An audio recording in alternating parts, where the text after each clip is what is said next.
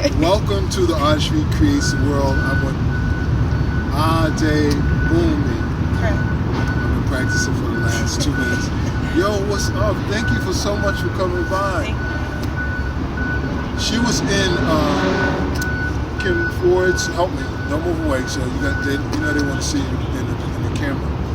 You were in Kim Ford's event, or event you did with 4 ladies. Talk about that. Yeah.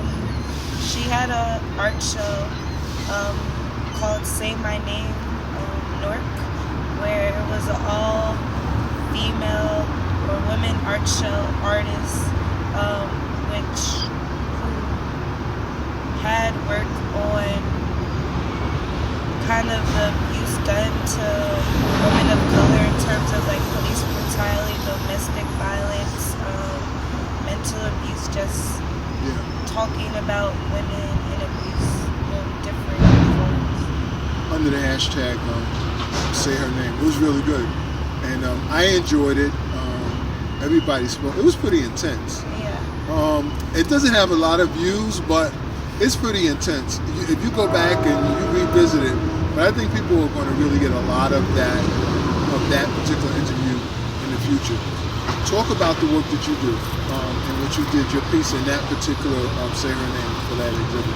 So in that show, I did a piece called Dada/Salon Talk, where for like the last year and a half, 2 years, I've been making artwork using human black hair.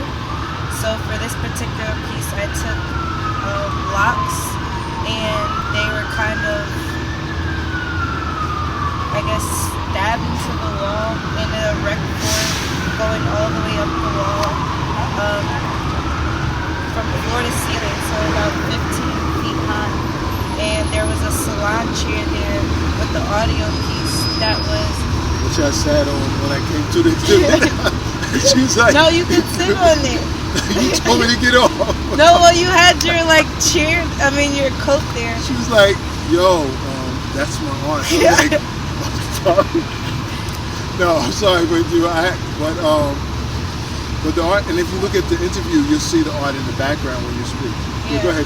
So it was this locks going up the wall, a salon chair, and then an audio component, which was just a mashup of audio clips that I got from YouTube of different women who were being abused by the police. So you sit in the chair, you listen to, like Sandra Bland and all these other women who've been abused by the police as you're looking at these blocks going up the wall. So it's kind of like this 3-component conversation of talks of like power and depowering and safety, which I believe like the salon and the barbershop have served people in the community. All these 3 components kind of having this salon. Yeah, it's very powerful. And so I'm going to ask you, because I'm going to go into that in the next segment, but so what is art to you? What is art to you? If you can explain that. Because I'm going to ask you how you got into that hair, but... I feel like that question should be straightforward, especially to an artist. I remember my first class, like art class at NJIT. I went there for a year, and the professor asked, "What is art?" Oh, really? And you would think that is a straightforward question, but it took us like hours to answer. And like in an academic setting, it's something that's non-functional. Like as a chair, a beautiful chair that serves function. Or some people will even argue like architecture, it serves a function, even though someone may say like this building's a work of art. But I think it's something that speaks to something inside of you. Like it creates this visceral experience where it touches your heart, and it forces you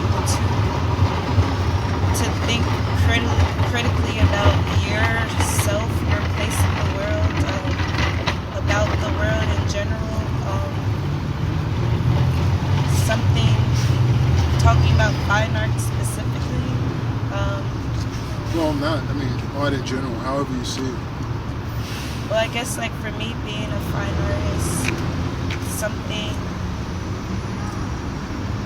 aesthetic. I don't know. Well, it's good. I think when you ask the question, what is art? It's a question that when you answer it, there's a lot of empty space. Like you know, I put people on the spot all the time. I'd be like, what is art? They'd be like, So that's cool, and I think that's what this series is all about, to have that discussion and to get your interpretation, and also for all other artists to understand, like, or try to understand or attempt to understand what they are doing or attempting to do. But I don't think there's really any definitive answer. I think what art is the way that we attempt to express our world on so many levels, so many levels, to both ourselves and to the world, and to interpret what life is, which is, how can you interpret life? So I think that's why we can't really, it's hard to explain, and there's no really definition. So in the hands of different people, it changes. Like you'll look at like the African mask or you can something, take it to another level and now. you know, Right. like what they were carved to be, or what purpose they served was not in, you know, art to be art. But then in the hands of another culture, we throw them in the museum and then they're art. So, but they lost their, not lost, but they don't serve the original purpose that they were, you know, intending to do. I'm not messing with you. Now, I'm going to tell you why. I'm trying to save this for the next segment, because what you just said is what I wanted to talk about. And that is the whole idea that we miss it as artists here, that our images and our symbols, I had an article in my head going that the artist is dangerous. Our symbols, our archetypes do not connect to our indigenous culture. And that's where we miss it, because once we learn how powerful our art really is and connected to the connectiveness of everything like the indigenous cultures are, that's when it becomes the power it's supposed to be. And we don't do that. See, it's separated, and this culture is separated like it's a fine art or something to go see. No, it's supposed to connect to everything.